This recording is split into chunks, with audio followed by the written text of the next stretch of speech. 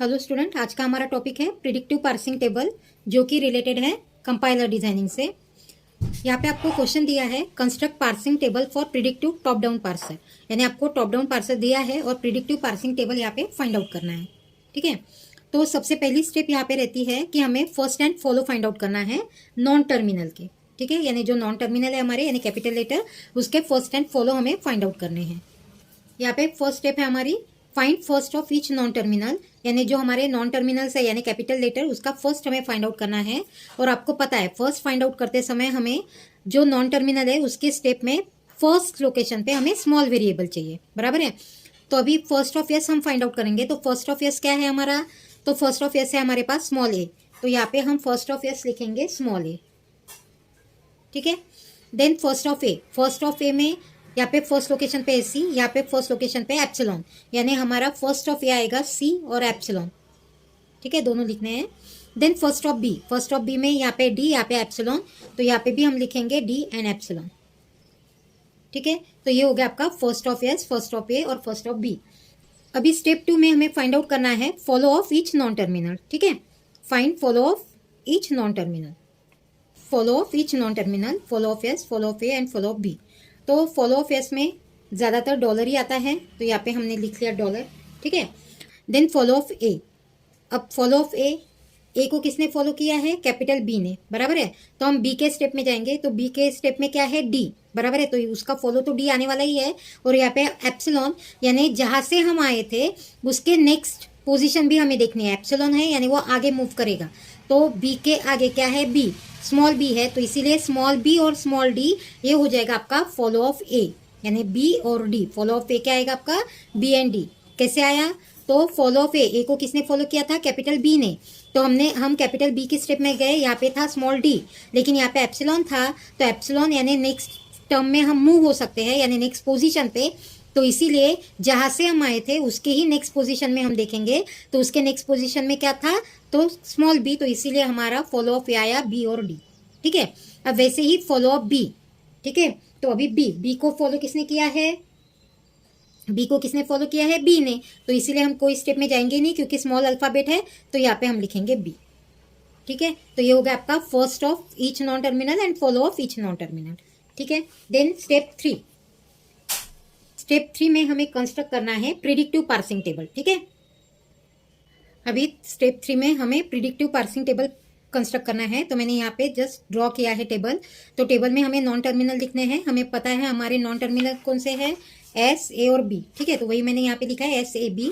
और जो input symbol है हमारे, तो वो लिखे हैं मैंने small A, small B, small C, small D and dollar. ठीक है, तो अभी इसको कैसे कंस्ट्रक्ट करेंगे हम, तो एस को जब हम स्मॉल ए इनपुट देंगे तो हमें कौन सी स्टेप लिखनी है। तो एस को अगर मैंने ए दिया तो क्या लिखूंगी मैं, S tends to A, capital B, small B. ठीक है, तो वो स्टेप हमें ए में लिखनी है, यानी S tends to small A, B and B. ठीक है, अब ये क्यों आए, ए में ही क्यों लिखे हमने, क्योंकि हमें फर्स्ट और फॉलो देखना है। फर्स्ट में यहाँ पे ये और यहाँ पे डॉलर, तो डॉलर में हम कुछ नहीं लिखेंगे, स्मॉल ए था तो इसीलिए मैंने ए में लिख दिया, क्योंकि एस को ए इनपुट था हमारे पास, तो इसीलिए स्टेटमेंट आया हमारा S tends to small A, capital B, small B. ठीक है, अभी हम ए की स्टेप देख लेते हैं। तो ए का फर्स्ट और ए का फॉलो हमें देखना है। ए के फर्स्ट में सी एप्सिलॉन, ए के फॉलो में है बी डी, यानी स्मॉल अल्फाबेट सी, बी, डी, यानी बी, सी, डी तीनों अल्फाबेट में हमें स्टेटमेंट लिखने हैं। ठीक है, तो ए को अगर मैंने इनपुट दिया स्मॉल सी, क्योंकि यहाँ पे सी की स्टेप है, तो ए टेंड्स टू सी, ये हमें लिखना है सी के कॉलम में। तो सी के कॉलम में हम लिखेंगे ए टेंड्स टू सी। ठीक है, स्मॉल सी। अब यहाँ पे हमें बी और डी के स्टेप में भी लिखना है, लेकिन ए को बी और डी नहीं दिया है, तो इसीलिए हम बी और डी के कॉलम में लिखेंगे ए टेंड्स टू एप्सिलॉन। ठीक है, तो बी के कॉलम में लिखेंगे हम ए टेंड्स टू एप्सिलॉन, और डी के भी कॉलम में हम लिखेंगे ए टेंड्स टू एप्सिलॉन। ठीक है, क्यों लिखा हमने बी, सी, डी के ही कॉलम में क्यों लिखा है, क्योंकि फर्स्ट और फॉलो हमें देखना है ए का। यहाँ पे है सी एप्सिलॉन, यहाँ पे है बी डी, यानी बी, सी, डी तीनों वेरिएबल जो स्मॉल वेरिएबल है इनपुट सिंबल, तो तीनों के कॉलम में लिखना है। लेकिन अगर ग्रामर देखें हम, तो वहाँ पे हमें ए टेंड्स टू सी है, तो इसीलिए हमने सी के ही कॉलम में लिखा है ए टेंड्स टू सी, और बी और डी के कॉलम में हम लिखेंगे ए टेंड्स टू एप्सिलॉन। ठीक है, अब वैसे ही बी का फर्स्ट क्या है, डी एप्सिलॉन, बी का फॉलो क्या है बी, यानी बी और डी के कॉलम में लिखना है हमें, ठीक है। अब बी का टेंड्स टू क्या है डी, तो इसीलिए डी के कॉलम में हम लिखेंगे बी टेंड्स टू डी, बराबर है। अब हमें बी और डी के कॉलम में लिखना था, तो डी के कॉलम में लिखा हमने, तो बी के कॉलम में इनपुट बी को बी इनपुट नहीं है, तो इसीलिए हम बी के कॉलम में लिखेंगे बी टेंड्स टू एप्सिलॉन, ठीक है, बी टेंड्स टू एप्सिलॉन। तो इस तरीके से आपको प्रिडिक्टिव पार्सिंग टेबल कंस्ट्रक्ट कर लेना है, ठीक है। सिंपल है, कुछ भी नहीं करना है आपको, जस्ट आपके जो नॉन टर्मिनल है उसका फर्स्ट और फॉलो आपको देखना है। फर्स्ट एंड फॉलो में जो आपके इनपुट सिंबल है, तो इनपुट सिंबल के कॉलम में आपको स्टेटमेंट लिखना है, लेकिन उसके लिए आपको ग्रामर देख लेना है। ग्रामर में अगर आपके उस नॉन टर्मिनल के स्टेप में स्मॉल वेरिएबल है यानी इनपुट सिंबल है, तो वो स्टेटमेंट आपको उसी इनपुट सिंबल के कॉलम में लिखना है, और बाकी इनपुट सिंबल के कॉलम में अगर एप्सिलॉन है तो उसको एप्सिलॉन लिख लेना है, ठीक है। तो ये हो गया आपका प्रिडिक्टिव पार्सिंग टेबल। अब यहाँ पे आपको चेक करना है कि आपका जो प्रिडिक्टिव पार्सिंग टेबल है वो LL1 ग्रामर को सपोर्ट करता है या नहीं है। तो अभी हमारे टेबल में रिपीटेटिव यानी मल्टीपल एंट्रीज नहीं आए हैं, रिपीटेड नहीं बोलेंगे, मल्टीपल बोलेंगे। तो मल्टीपल एंट्री यानी क्या, तो जैसे A tends to epsilon, A tends to B, ऐसे, ठीक है। जैसे A tends to C, A tends to D, ऐसे, यानी एक ही कॉलम में अगर 2 एंट्री आती है तो उसको बोलेंगे हम मल्टीपल एंट्रीज। तो यहाँ पे कहीं पे भी मल्टीपल एंट्री नहीं आई है, तो हमारा जो ग्रामर है वो हमारा LL1 ग्रामर है, ऐसे हम बोलेंगे यहाँ पे। तो इसीलिए हम यहाँ पे लिखेंगे therefore given grammar is LL1 grammar, ठीक है। आपका जो ग्रामर है, जो दिया हुआ ग्रामर है हमें, तो वो ग्रामर आपका LL1 ग्रामर है, क्योंकि हमारे प्रिडिक्टिव पार्सिंग टेबल में मल्टीपल एंट्रीज नहीं आई है, ठीक है। अब यहाँ पे वेरिफिकेशन देखना है हमें स्टेप 4 में। यहाँ पे वेरिफिकेशन के लिए स्ट्रिंग दी है हमें ACDB, ठीक है, और मैंने टेबल यहाँ पे ड्रॉ कर लिया है, stack, input symbol and output. अब हमारा स्टार्टिंग सिंबल था यस, तो हम यहाँ पे फर्स्ट स्टेप में लिखेंगे $S, ठीक है, और $S में हमारी जो स्ट्रिंग है वो हम लिखेंगे यानी ACDB, और यहाँ पे हम लिखेंगे $ACDB एंड $, ठीक है। और यहाँ पे तो अभी फर्स्ट स्टेप में कुछ नहीं आने वाला है।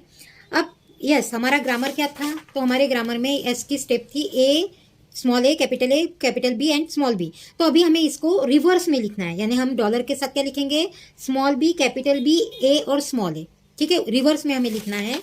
तो यहाँ पे हमारी एस की स्ट्रिंग आएगी, यहाँ पे $, और यहाँ पे आएगा स्मॉल b, कैपिटल A और A, ठीक है, यानी S टेंड्स टू जो था उसको हमें रिवर्स में लिखना है, ठीक है। ये पॉइंट ध्यान में रखना है आपको।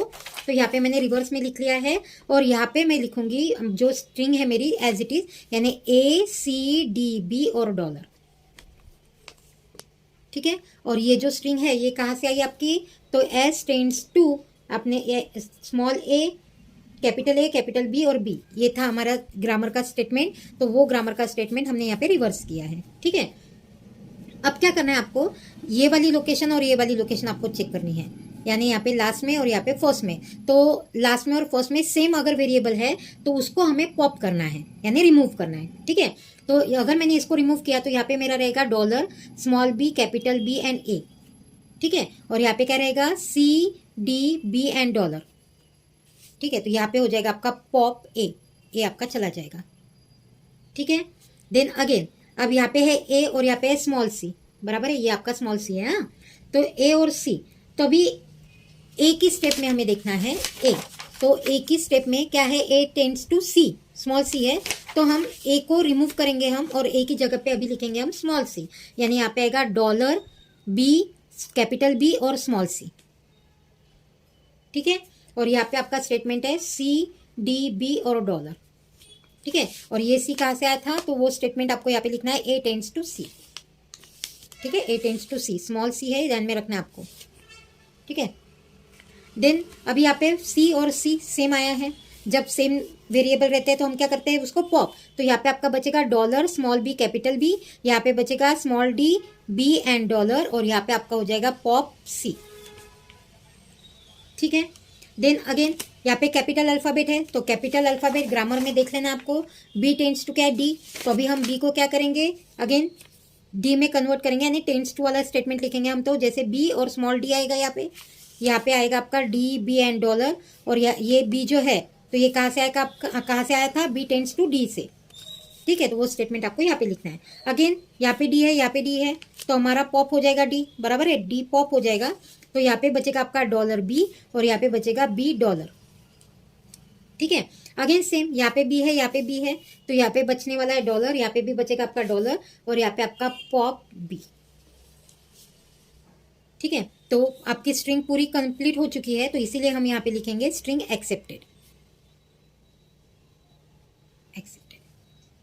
ठीक है, तो इस तरीके से आपको प्रिडिक्टिव पार्सिंग टेबल की जो स्ट्रिंग है उसका वेरिफिकेशन देख लेना है। सिंपल है, कुछ भी नहीं है। जो स्ट्रिंग है तो वो स्ट्रिंग हमने इनपुट में लिख दी है डॉलर के साथ, और हमारा जो स्टैक का स्टार्टिंग सिंबल है वो एस है, तो एस ग्रामर में देख लेना है हमें। एस में जो स्टेटमेंट रहता है उसको हमें रिवर्स में लिखना पड़ता है, तो मैंने यहाँ पे रिवर्स में लिख दिया था। और ये स्टेटमेंट कहाँ से आया था तो वो यहाँ पे लिखना है आपको। ठीक है, देन उसके बाद अगर आपका इनपुट सिंबल की स्ट्रिंग इनपुट कॉलम की स्ट्रिंग और स्टैक कॉलम की स्ट्रिंग के जो यहाँ पे फर्स्ट पोजीशन और यहाँ पे लास्ट पोजीशन और यहाँ पे फर्स्ट पोजीशन, अगर यहाँ के अल्फाबेट सेम रहते हैं तो उसको आपको पॉप करना है, और रिमेनिंग जो स्ट्रिंग है वो आपको एज इट इज लिख लेनी है। ठीक है, फिर स्टैक में अगर कैपिटल अल्फाबेट आता है तो उसका ग्रामर में वो स्टेटमेंट यानी वो रो देख लेनी है या उसका स्टेटमेंट, और वो स्टेटमेंट आपको वहाँ पे लिखना है। जैसे यहाँ पे ए था तो ए टेंड्स टू क्या था, सी, तो इसलिए हम ए को कन्वर्ट करेंगे सी में, और ये सी कहाँ से आया तो वो आपको यहाँ पे लिखना है। ठीक है, और ये statement as it is. Again यहाँ पे सेम पोजीशन पे यानी यहाँ पे लास्ट पोजीशन और फर्स्ट पोजीशन में सेम वेरिएबल है,